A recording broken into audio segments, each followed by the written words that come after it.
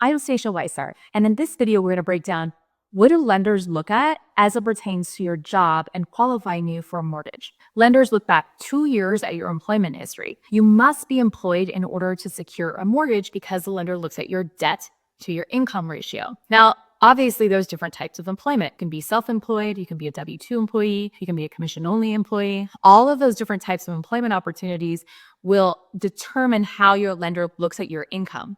So for example, if you've got a side gig that you've been doing for 2 years, the lender is going to consider that side gig because you have a history of receiving that income for a 2-year period. Cash under the table that's not taxable is not going to be considered on your employment calculations or your income calculations. When you apply for a mortgage, be sure to tell your lender about all the employment streams or income streams that you have. You might be surprised that you might have an income stream that you don't think would qualify for consideration on a mortgage, but your lender might be able to use it.